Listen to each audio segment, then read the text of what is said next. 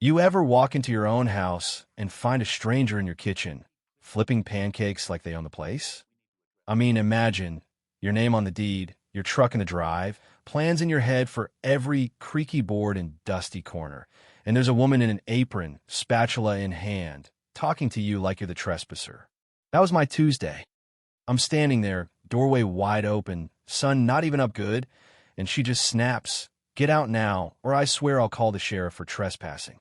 Her voice echoes off the pine rafters, coffee brewing behind her, bacon sizzling like she's on vacation, not mid-invasion.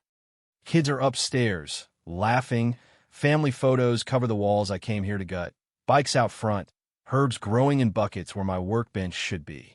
And she looks me dead in the eye, waving that spatula. "This is our family cabin since the 80s, sweetie.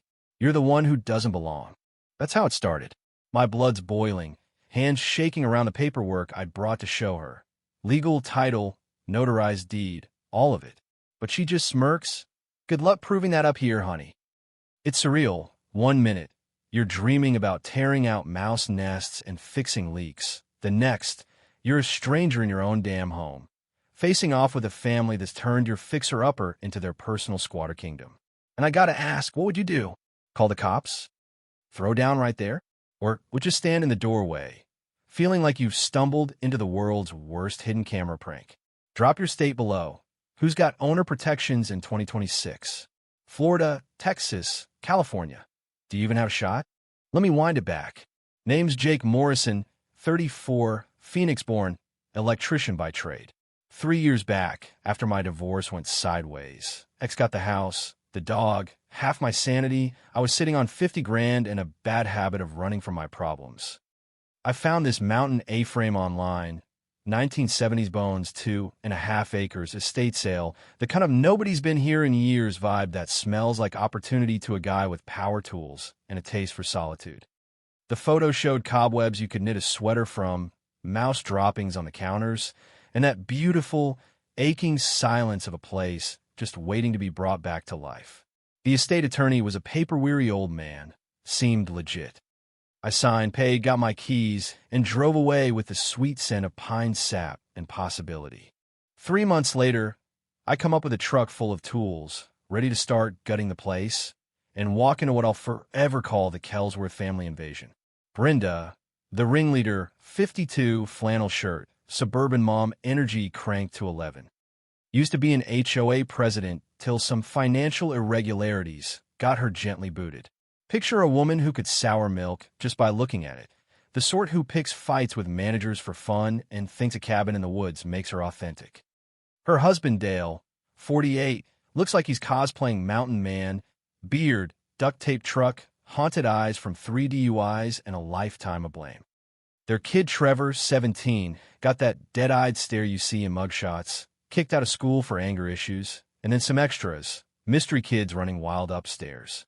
It's like this family breeds drama faster than they clean. Brenda's playing the victim, all teary-eyed, waving some crumpled notebook paper.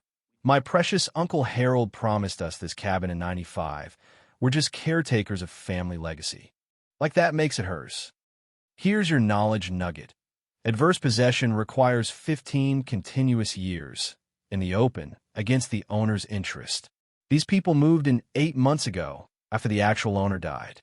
Legally, they're just trespassers with delusions, but in this kitchen, it's their home. Dale tries the good cop. "Maybe we work something out, city boy. You got cash, we got sweat equity.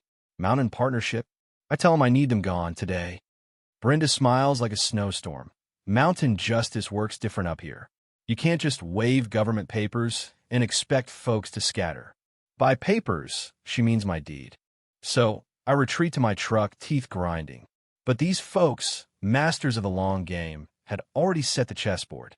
They'd called the county, filed police reports, painted themselves as poor victims before I even set foot on the mountain. Down at the county office, the clerk confirms my deed, but hints at concerns about my transaction. The sheriff's deputy, peak mountain apathy, shrugs, "Civil matter, pal. Lawyer up. After buying the house, with what money?" But the real slap comes at Betty's Diner, where the owner looks me over and says, "You're that California scammer trying to steal the Kelsworth family cabin." right? Never mind I'm from Arizona. Brenda's already told everyone I forged documents to steal their heritage. Out in the parking lot, Trevor's carving scammer into my tailgate with his keys, and I'm standing there, realizing this isn't just about property. It's psychological warfare, mountain style. 3 days after Pancakegate, I'm drinking gas station coffee when I get served. Brenda's lawyer, Chip, some ambulance chaser with a TV ad smile, hands me a cease and desist claiming they have adverse possession rights and demanding $100,000 for emotional damages. Emotional damages. For living in my house. With it, a restraining order, hearing in 10 days. I'm legally barred from my own place, pending review. That night, I drown in legal research. Thank God my ex's brother's a lawyer. Once explained how squatters can sometimes steal your land if you don't pay attention. But here's their fatal error. They only moved in 8 months ago. The owner died 18 months ago.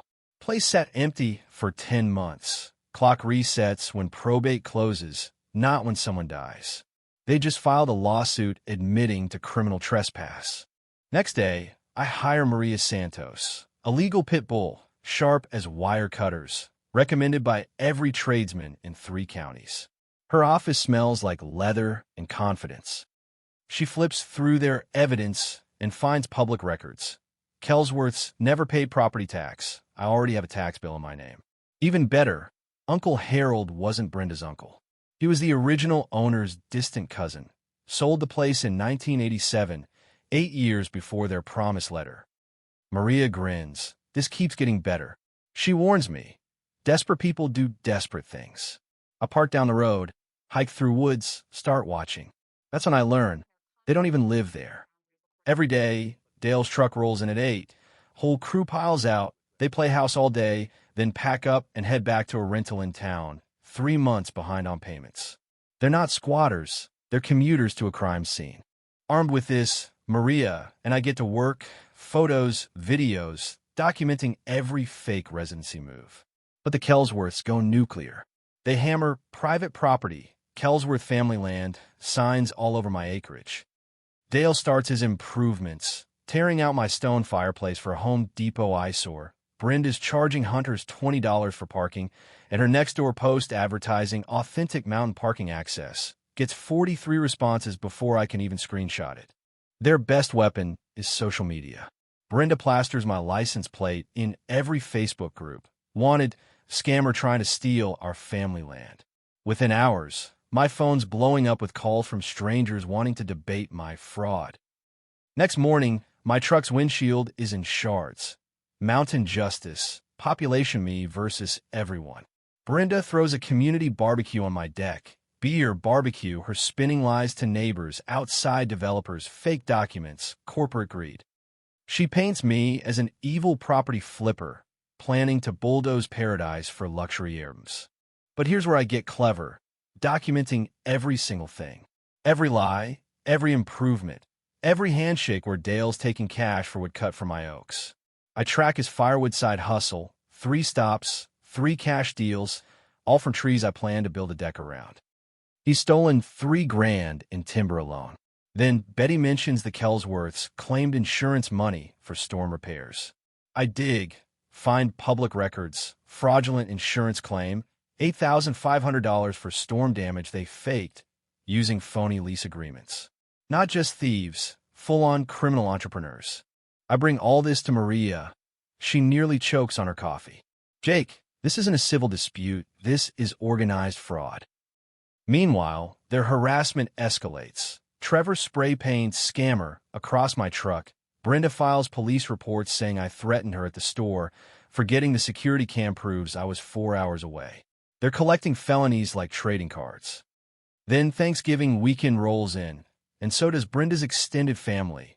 RVs leaking oil on my drive, ATVs chewing up the wetlands, enough beer to sink a battleship. Suddenly my retreat's a campground. Dale's charging camping fees, creating rental income for their adverse possession case, scribbling receipts on napkins. And the environmental destruction, man, I'd work sites where one spill could bankrupt a company. Dale's emptying motor oil into the creek, Trevor's filming it for TikTok, fish floating belly up. And then I find Dale's notebook. He's calculated cleanup costs, insurance payouts, planning to poison my land to force me to sell cheap, and then collect big on the accident. They're turning my land into a dump to force a fire sale, then cashing in on their own sabotage. But my luck turns. The title company finds the original 1987 deed.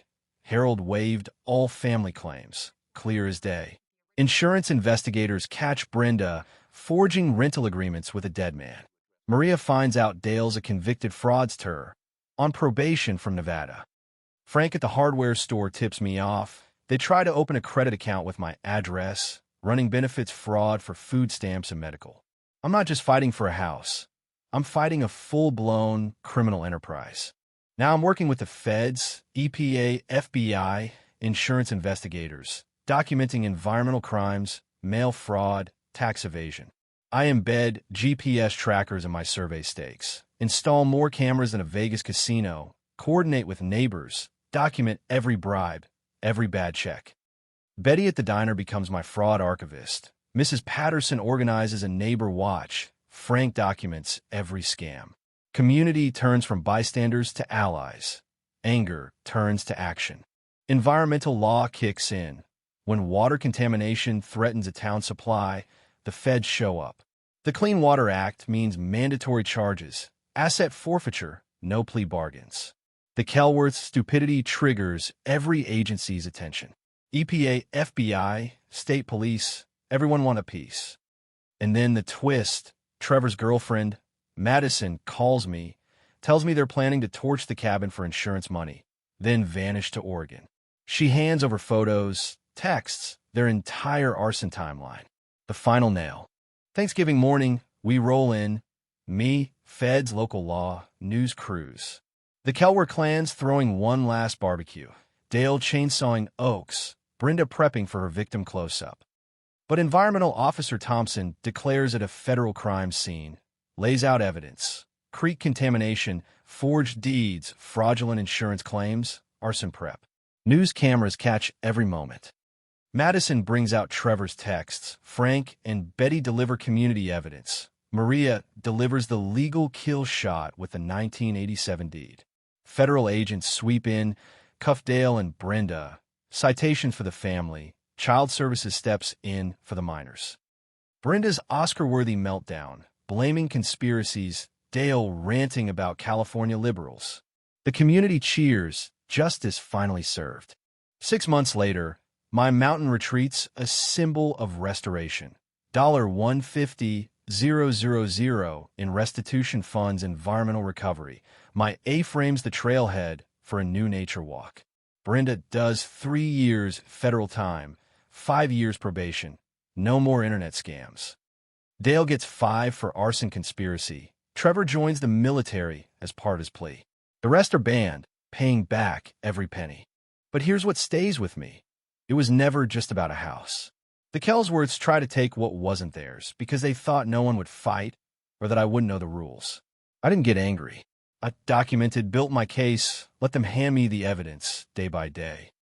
And when it was over, the victory was bigger than me. Community, law, and just a little bit of karma.